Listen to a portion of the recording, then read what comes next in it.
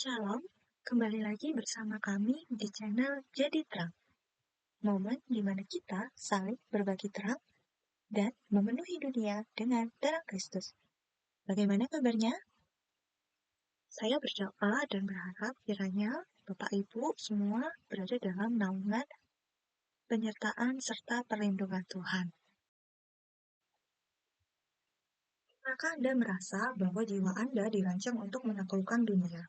Namun, tubuh Anda justru seringkali berkhianat, entah karena lelah maupun sakit. Jika benar manusia adalah mahakarya Tuhan, mengapa kita harus hidup dalam hardware yang begitu rapuh dan rentan? Apakah kerentanan fisik ini adalah tanda bahwa gambar Allah dalam diri kita telah sirna, atau bahkan jauh lebih parah dari itu? Apakah telah terjadi kesalahan desain, atau justru disinilah di balik retakan bejana tanah liat ini terdapat rahasia terdalam dari imago Dei yang disembunyikan? Kita akan bahas. Yang pertama, kita akan melihat realitas kerusakan. Rusaknya imago Dei dalam diri manusia berakar pada rendahnya penguasaan diri terhadap apa yang sudah ditetapkan Tuhan. Hal ini terlihat dari Kejadian 3, di mana manusia jatuh dalam dosa. Kerusakan ini bersifat sistemik. Ia mempengaruhi kemampuan manusia sebagai wakil Allah di muka bumi. Namun dalam perjanjian baru, Kristus telah datang sebagai imago Dei yang benar untuk memulihkan hubungan tersebut, serta mengembalikan fungsi gambar Allah dalam diri manusia. Seringkali masyarakat keliru. Seringkali masyarakat menilai bahwa martabat manusia hanya ada pada fungsi otaknya. Namun Alkitab menegaskan bahwa nilai manusia bukan terletak pada kognitif atau kemampuan berpikirnya, melainkan pada relasi dan status di hadapan Tuhan.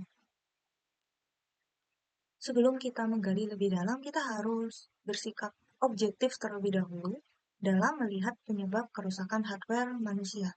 Rusaknya imago Dei secara fungsional seringkali dipengaruhi oleh dua sisi yang harus kita pahami secara seimbang. Yang pertama, sisi teologis akibat kejatuhan manusia di Kejadian 3. Kerusakan umum karena dosa asal yang mempengaruhi seluruh ciptaan, mengakibatkan adanya cacat bawaan atau penyakit yang berada di luar dari kendali manusia. Sedangkan sisi objektif biologis atau penyebab eksternal, kita tidak boleh mengabaikan bahwa dalam beberapa kasus, kelainan fungsi otak atau kondisi ABK dan semacamnya terjadi akibat rendahnya penguasaan diri dan pengabaian mandat untuk menjaga bait Allah, yaitu tubuh kita. Melalui apa?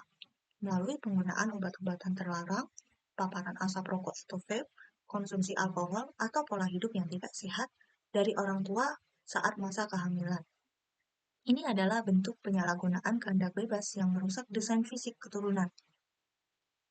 Kita akan memberikan batasan tegas, yaitu meskipun Tuhan sanggup memakai keadaan apapun untuk kemuliaan-Nya, Alkitab tetap memanggil kita untuk bertanggung jawab. Kerusakan fisik karena kelalaian manusia adalah bukti nyata bahwa kita manusia gagal menjadi wakil Allah yang bijak atas tubuhnya sendiri. Hardware atau tubuh kita yang seharusnya mulia menjadi terdistorsi. Namun, kabar baiknya adalah kegagalan manusia tidak pernah membatalkan martabat ilahi yang sudah Tuhan berikan. Pertama, Tuhan melihat hasil, bukan kapasitas mental. Kalau di dalam Alkitab kita, 1 Samuel 16 ayat yang ke-7 dikatakan, tetapi berfirmanlah Tuhan kepada Samuel, janganlah pandang parasnya atau perawakan yang tinggi, sebab aku telah menolaknya. Bukan yang dilihat manusia, yang dilihat Allah. Manusia melihat apa yang di depan mata, tetapi Tuhan melihat hati.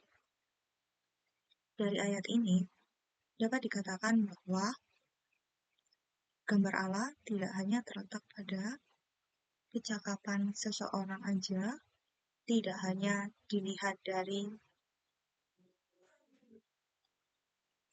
seberapa cerdas dia, seberapa stabil emosinya, tetapi gambar Allah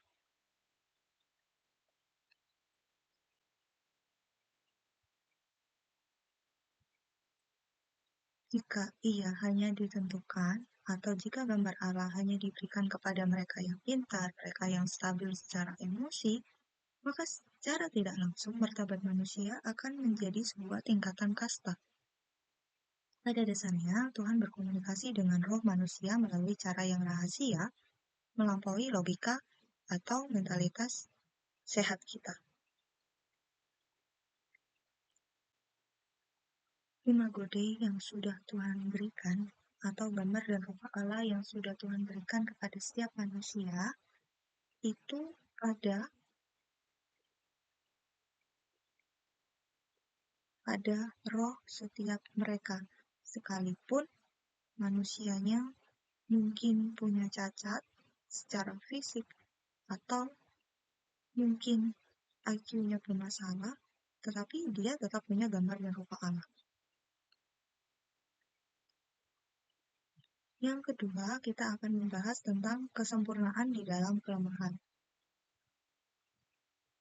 1 Korintus 1 ayat yang ke-27 berbunyi, apa yang lemah bagi dunia dipilih Allah untuk memalukan apa yang kuat. Seringkali stigma dunia, pemandangan orang selalu menilai orang-orang yang lemah sebagai suatu beban, sebagai sesuatu yang dikesampingkan atau dimarginalkan. Tetapi Tuhan memilih mereka itu, yaitu mereka yang terpinggirkan, mereka yang dianggap tidak layak, untuk memalukan apa yang kuat. Dapat juga dikatakan bahwa orang dengan disabilitas atau orang dengan berkebutuhan khusus dan lain sebagainya, mereka bukanlah produk gagal. Mereka adalah pengingat bahwa kemanusiaan itu tidak diukur dari seberapa produktif seseorang. Sekalipun mereka punya sifat yang renta, tapi di dalam diri mereka itu terpancar gambar Allah, terpancar imago Dei atau gambar dan rupa Allah yang mengundang kita sebagai sesama manusia, sebagai sesama orang yang diciptakan menurut gambar dan rupa Allah untuk mencintai tanpa syarat, sebagaimana Tuhan mencintai kita. Sekalipun kadang kita setia, kadang kita tidak setia. Lalu di Alkitab kita, pada 2 Korintus 12 ayat yang ke-9 dikatakan, cukuplah kasih karuniaku bagimu, sebab justru dalam kelemahanlah kuasaku menjadi sempurna. Dalam kelemahanlah kuasaku menjadi sempurna. Justru dalam mereka sebenarnya, mereka orang-orang yang kita pandang sebelah mata, di situ ada kuasa Tuhan yang sempurna. Jadi kita tidak boleh memandang mereka, orang-orang yang disabilitas, orang-orang dengan berkebutuhan khusus, tidak boleh dipandang sebelah mata, karena ketika kita memandang mereka dengan sebelah mata, secara tidak langsung, kita sedang menentang atau menghina pencipta kita. Dilarang ya. Yang ketiga, martabat yang tidak tergoyahkan.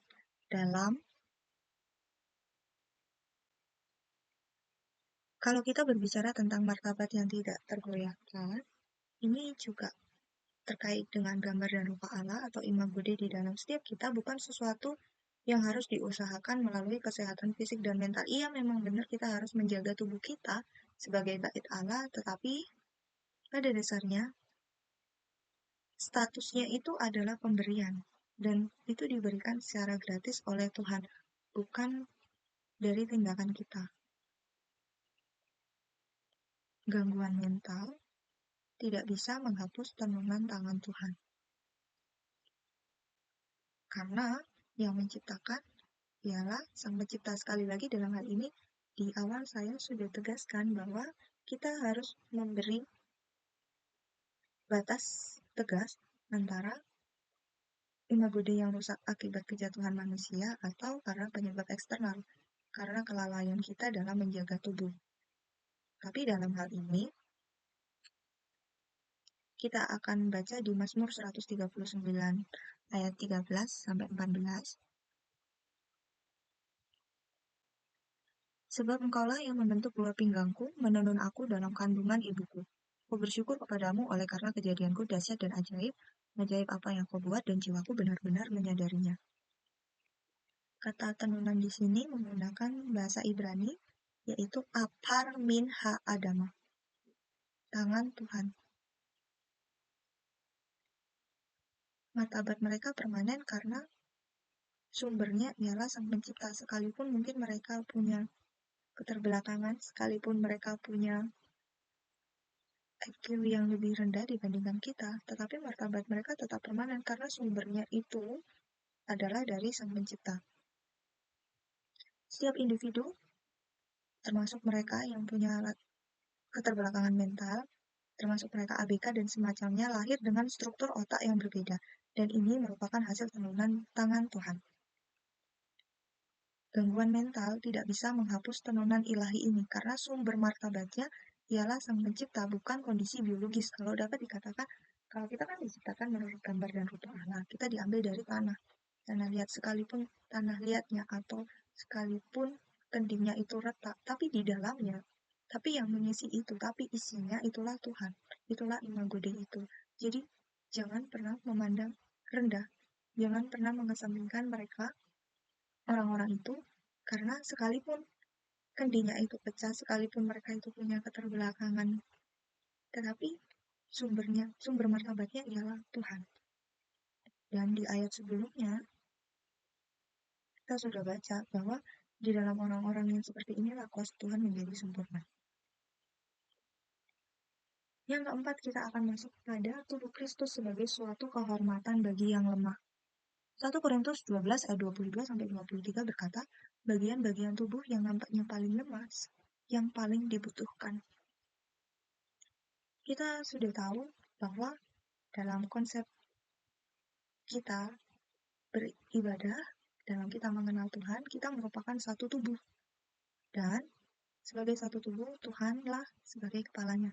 Dan setiap kita akan saling melengkapi seorang dengan yang lain sebagaimana orang percaya yang saling melengkapi tiap-tiap tubuh dan tidak bisa berdiri sendirian.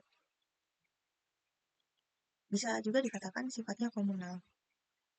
Kita dapat melihat gambar Allah dalam diri orang lain melalui cara kita memperlakukan mereka.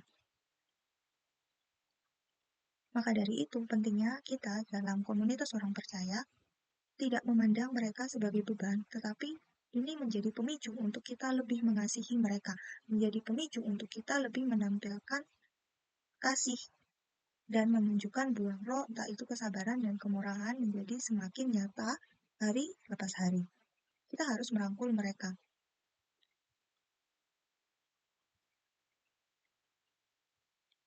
Sebuah pertanyaan sulit, jika Kristus datang untuk memulihkan imago Dei atau gambar dan rupa Allah pada diri manusia, mengapa keterbatasan fisik dan mental ini masih ada? Mengapa mereka tidak sembuh?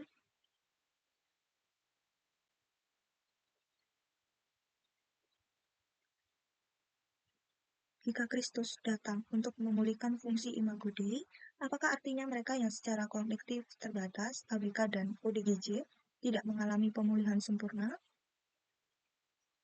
Jawabannya terletak pada bagaimana pemahaman kita tentang apa yang sebenarnya rusak dan apa yang sebenarnya dipulihkan. Pemulihan oleh Yesus bukan sekedar perbaikan IQ, melainkan pemulihan pusat penyembahan dan relasi. Kita akan bahas tentang pemulihan pusat. Kerusakan terparah akibat dosa bukanlah hilangnya kecerdasan, melainkan pembangkangan hati. Kristus memulihkan status seseorang sebagai anak-anak. Pemulihan ini melampaui kemampuan kognitif, karena yang dipulihkan adalah hak milik, yaitu kita menjadi miliknya Tuhan, dan bukan performa otak.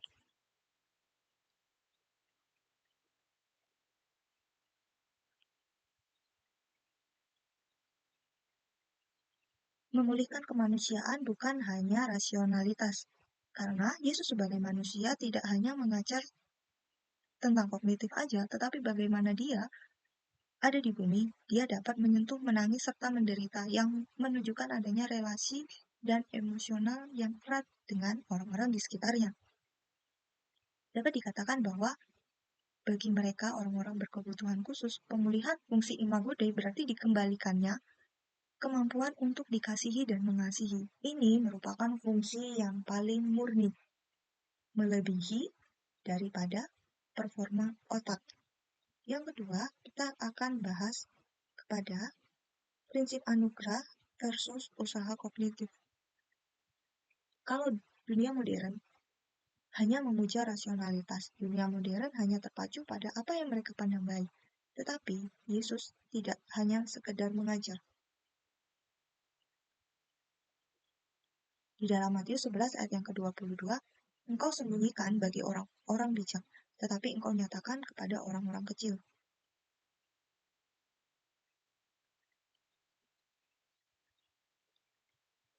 Jika pemulihan hanya bergantung kepada pemahaman seseorang, maka keselamatan adalah hasil usaha atas pengetahuan, karena pengetahuan identik dengan kognitif.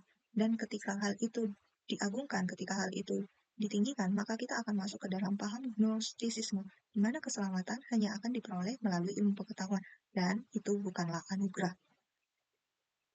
Tetapi di sini Tuhan justru memberikan dirinya, Tuhan justru membuka dirinya supaya lebih bisa diakses oleh mereka yang memiliki keterbelakangan. Kenapa? Karena mereka murni, karena mereka tidak memiliki penghalang intelektual, mereka tidak dibutakan oleh pemahaman-pemahaman rasional mereka, tetapi mereka lebih terbuka terhadap pribadi Allah, sehingga mereka jauh daripada kesombongan pikiran.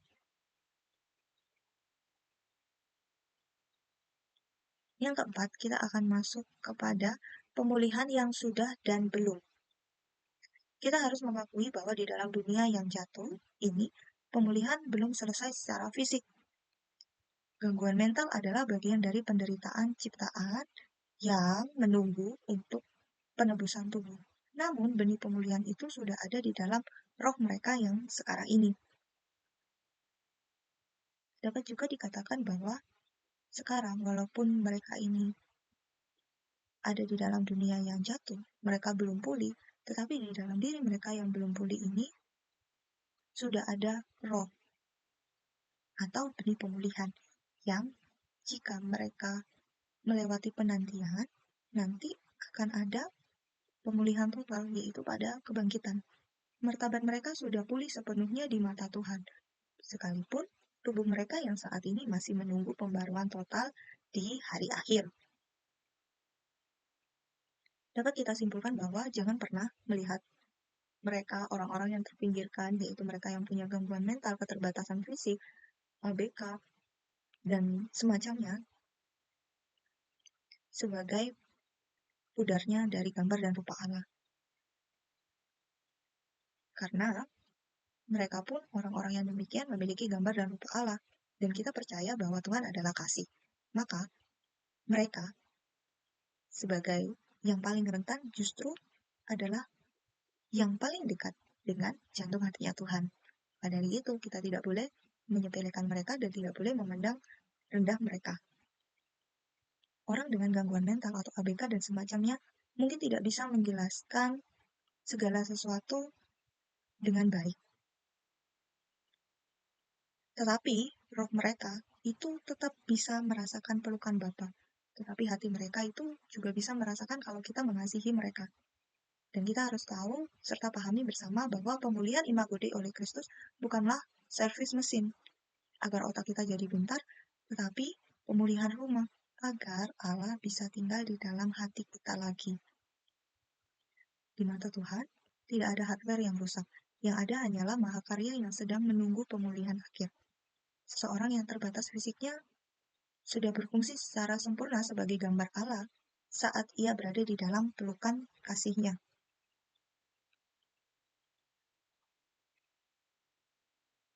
Jangan pernah melihat keterbatasan fisik sebagai pudarnya rupa Tuhan. Kita harus jujur bahwa ada kerusakan yang terjadi karena dosa dan karena kita sudah jatuh di dalam dosa sejak awal. Dan itu juga berdampak pada kehidupan kita yang sekarang.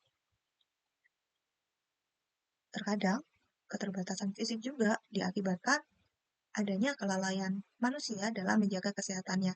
Namun di mata Tuhan tidak ada bejana yang terlalu hancur untuk dicintai. Bagi mereka yang memiliki keterbatasan, Kristus tidak menuntut teologi yang rumit. Dia justru menjadi jembatan yang melompati keterbatasan saraf otak, langsung menuju kepada roh mereka. Pemulihan yang Yesus bawa adalah tentang penerimaan, bukan tentang pemahaman. Di hadapannya, Mahakarya itu tetap ada, menanti saat di mana setiap retakan akan ditutup dengan kemuliaan yang kekal. Jika di sini kita telah melihat bagaimana kemuliaan Allah tetap ada di balik hardware yang rusak, maka pertanyaan selanjutnya adalah bagaimana Allah benar-benar menebus tubuh ini secara fisik. Mari kita melangkah ke bagian terakhir, yaitu di part 3 nanti, kita akan membahas tentang hardware penebusan. Mengapa tubuhmu adalah peta menuju salib.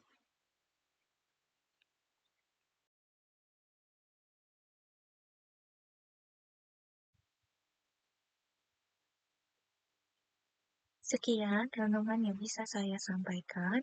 Kiranya renungan ini dapat memberikan pemahaman yang baru dalam kehidupan saya dan saudara, serta mengubahkan kehidupan kita.